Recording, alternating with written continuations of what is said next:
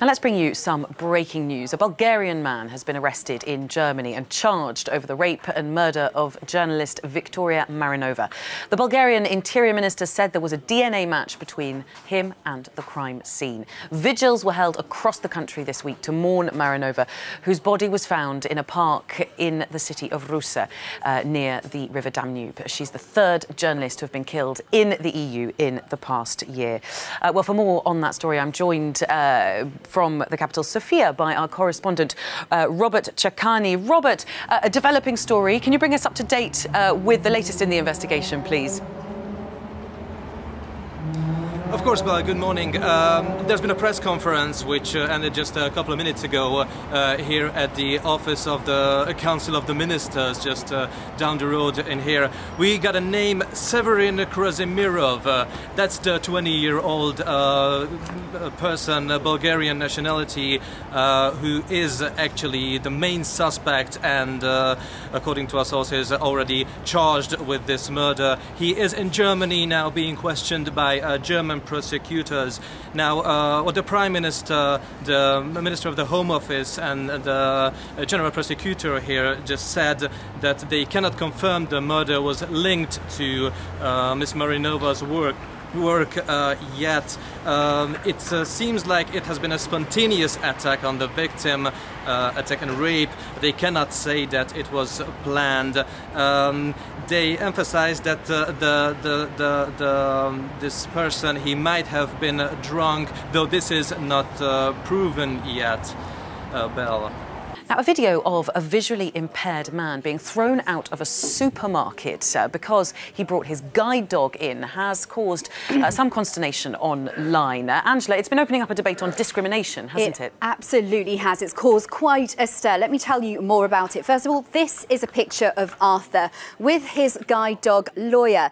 Now, Arthur is visually impaired and takes Lawyer with him everywhere. Now, in a Facebook post, he shares a recent experience that happened to him. He shared a video where he's asked to leave a Monoprix shop in Marseille in France, where a security guard calls his dog unsanitary. Now, this controversial video has been shared over 15,000 times. Let's take a look at it.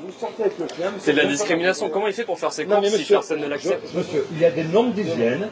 Je comprends tous les problèmes. Ici, il y a des normes d'hygiène. Oui, mais alors, sur certains problèmes, je ne bougerai pas.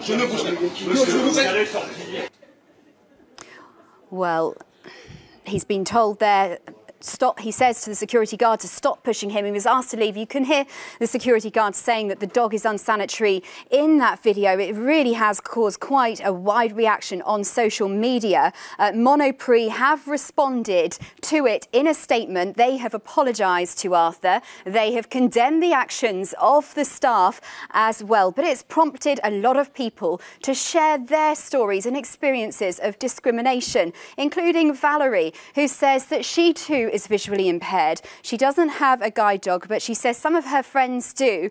And sadly, to be refused with a guide dog, she says, happens all too often. Chloe has also shared her experience. She says that she is deaf and she has a help dog. She said she's been fired from several stores, but once in a violent way too. So really, Arthur's story starting a discussion with lots of other people sharing their own personal experiences, posing the question, does more need to be done to stamp out discrimination? We want to hear your thoughts on this. Let us know using #TheCube. Britain is calling on Saudi Arabia to provide urgent answers over the disappearance of journalist Jamal Khashoggi, who's not been seen since visiting the Saudi consulate in Istanbul 8 days ago.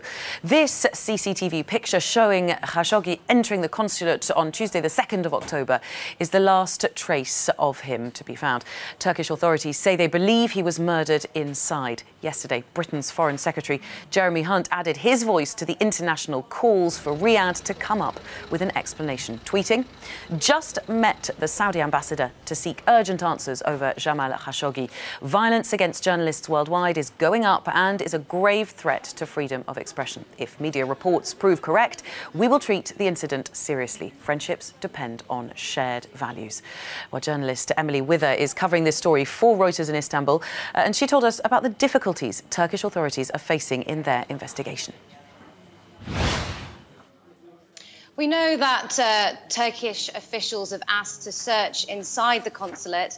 We don't think that they have done that yet. And at the moment, we know that they are trying to examine that CCTV footage. As you mentioned there, we only have that one still image of him walking into the consulate. What we don't have is him walking out. And this is an area that is full of cameras. It's a consulate. You only have to go down there to see that there are cameras all over the top of the building and along the streets. And so we know that the Turks are actively trying to look at that CCTV footage. They're also not instinctive sharers. So it may be that they are further along in the investigation that they have said publicly. But at the moment, they say that they just want to search the consulate.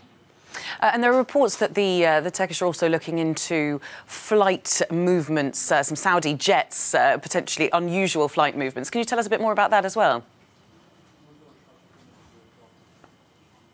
That's right. So the investigation is also now focusing quite heavily on this Saudi 15.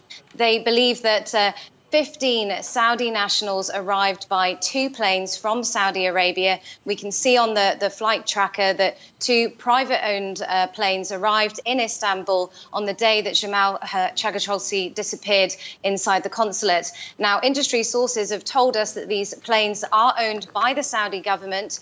We know that these 15 individuals went inside the consulate at the same time that Jamal had his appointment to pick up his paperwork. They left after a couple of hours and they went directly to the airport. And Turkish officials are now trying to find out about exactly who this group was and if they have any involvement in Jamal's disappearance.